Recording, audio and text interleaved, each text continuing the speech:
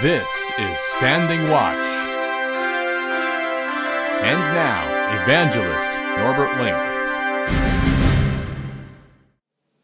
Greetings everyone, and welcome back to our Standing Watch program. Trump's lost Iran war. An epic disaster or operation of epic fury? Which one is it? A memorandum of understanding was signed by America and Iran this week.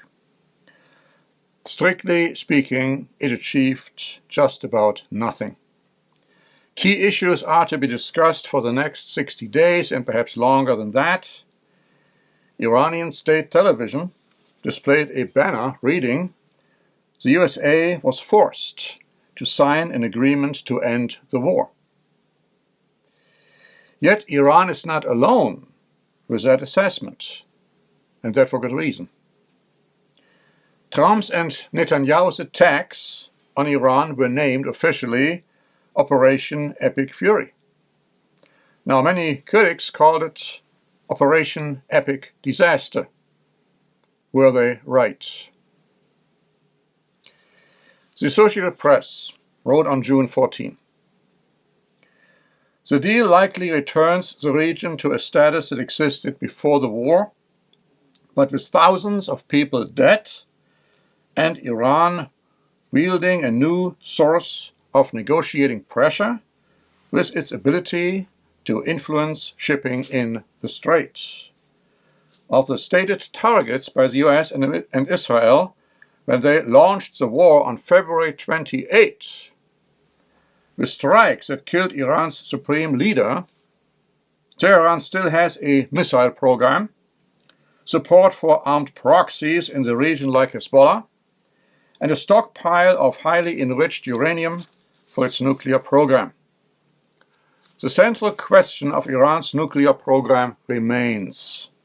Iran has 440.9 kilograms or 972 pounds of uranium that is enriched up to 60% purity, a short technical step from weapons-grade levels of 90%, according to the International Atomic Energy Agency, but Iran has long maintained its nuclear program is peaceful. So, Trump's statement that in this new deal Iran has agreed not to build a nuclear weapon is meaningless, because Iran has pronounced that position long before the war ever started, claiming its nuclear program was peaceful, which is of course highly doubtful. But The Guardian then continued, stating on June 14, by any assessment, the fate of the Iran's nuclear program, a key rationale given by Trump for the war on Iran, has not been resolved in the latest agreement. The president repeated on Sunday his promise that Iran will never have a nuclear weapon, but senior Pakistani officials told the Associated Press that nuclear talks would continue over the next 60 days and possibly longer than that. Another unresolved question is the Strait of Hormuz. The Wall Street Journal wrote on June 15, President Trump is touting his latest ceasefire deal with Iran as peace in our time, but the world is more likely to see it as a strategic retreat, short of achieving his war aims. To reopen the Strait of Hormuz, Mr. Trump is accepting Iran's promises merely to negotiate over its nuclear program. The Daily Mail wrote on June 15, Iran has said it will continue to charge fees for vessels passing through the Strait of Hormuz after a last-minute amendment to its ceasefire deal with the United States. Over the next 60 days, Tehran will guarantee free passage through the strait, but after the ceasefire extension period is over, ships will be required to pay tolls to cover security, navigation, environmental, and insurance services. The 11th hour change comes despite US President Donald Trump stating the vital waterway would remain permanently toll-free. Now, Trump subsequently stated that he was not surprised about Iran's position regarding the Strait of Hormuz. But Trump's declared goal of Iran's regime change has not been reached either.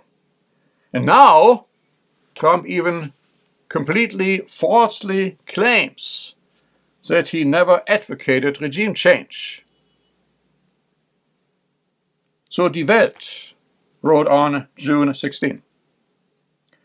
Reza Pahlavi, the son of the last Shah, has spoken out against any agreement with Iran that leaves the current leadership in Tehran in power.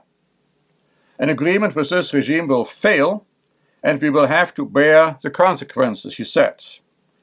After the regime killed 40,000 Iranians, an agreement would be not only morally unacceptable, but also a serious strategic mistake, he said. The Iranian people will not accept it. Tehran would never make a genuine peace, just as the government had never made peace with its own citizens, he said. And we agree with him. On June 16, Focus wrote, "The world is noting with great astonishment that the superpower United States of America, despite its overwhelming military strength and presence in the Gulf region, is being forced to negotiate with Iran merely on a return of the pre-war status quo in the Strait of Hormuz. This is a slap in the face for the United States as a global superpower and undermines its status as a guarantor of freedom of navigation. The Iran conflict has left the United States in a weaker position than at the start of the conflict. While the Iran conflict demonstrated the extraordinary military strength of the United States, it simultaneously revealed its inability to translate that strength into anything even remotely resembling a strategic victory over Iran. US foreign policy under Trump amounts to superpower suicide." And we will see throughout this program that America is indeed committing national suicide. Then there was another U-turn by Trump. Daily Mail wrote on June 17.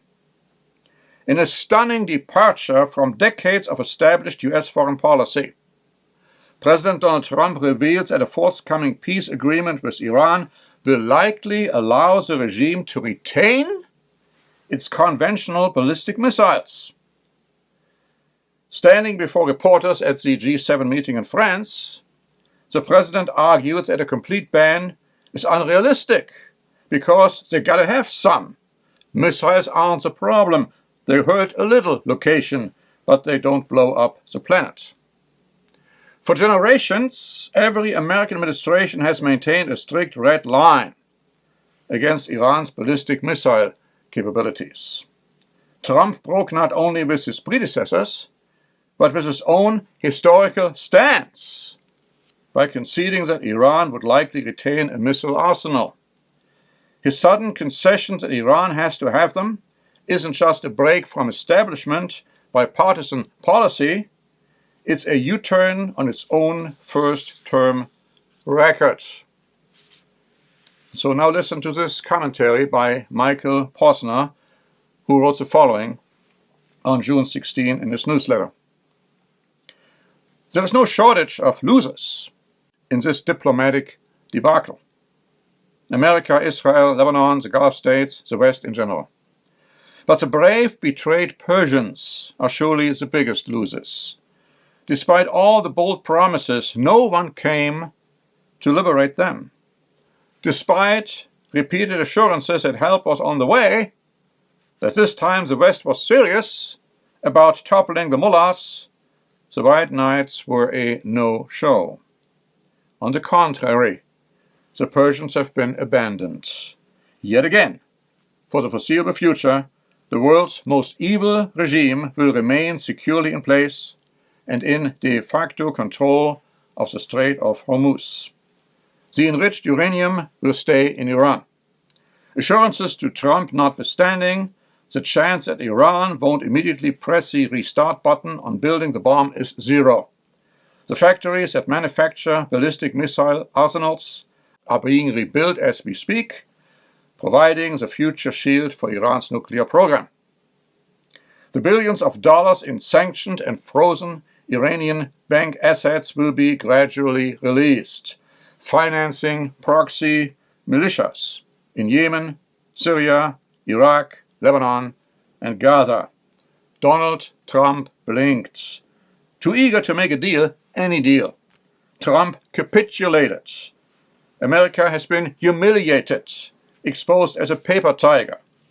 Donald Trump never took the time to justify the war to Americans. Now listen to this statement. The fighting spirit is no longer there, something which the Bible clearly prophesies. The time will come when the trumpets will be blown to go out to war and nobody will follow the lead. They don't want to fight anymore. The article concludes, the war has also driven a spike through the heart of the relationship between Washington and Jerusalem. And so let's talk about this spike in relationship. The Jerusalem Post wrote on June 15. National Security Minister Itamar Ben-Gvir said in an ex-Twitter post that Israel is not bound to US President Donald Trump's US-Iran ceasefire agreement. Israel is not subject to the United States, and we are an independent and sovereign nation, he said. Other Israeli officials took to X on Monday to state their positions, including Yair Golan, leader of the Democrats, who criticized Netanyahu for capitulating to a deal he deemed unsatisfactory. Trump signs an agreement that funnels billions to the Ayatollah's regime, leaving the nuclear infrastructure intact, preserves the ballistic threat as is, and throws a lifeline to a murderous regime in Tehran, he said in harsh criticism of the agreement. Finance Minister Bezalel Smotrich also posted on X saying, the agreement with Iran is bad for Israel and for the entire free world, period. He also implied that Israel will have to continue to carry out the war against Iran itself in order to ensure that Iran does not achieve nuclear weapons.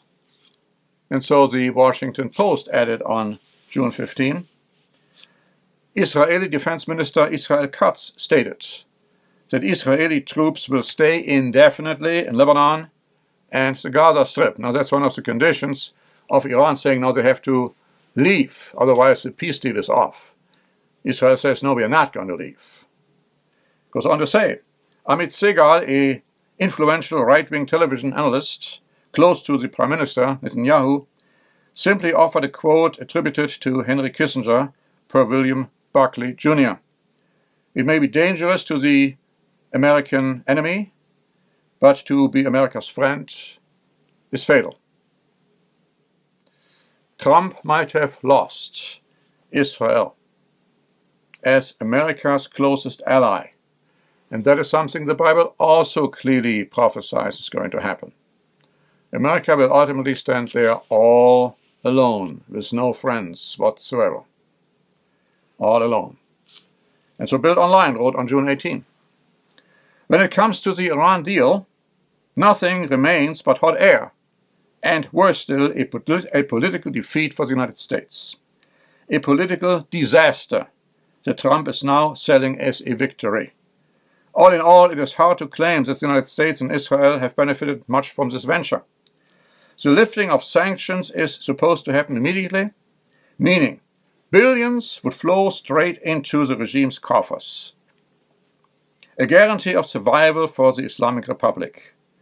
It is utterly insane when you consider that the war was started with the aim of ousting the regime. And so, The Telegraph wrote an article on June 18 with the following headline: How Trump's Operation Epic Disaster Turned the World Against America. Not more needs to be said. America has lost this war big time, and it's all alone. All alone. If you want to follow through with what is happening in the world in the light of biblical prophecy, then I would encourage you to read regularly our weekly updates.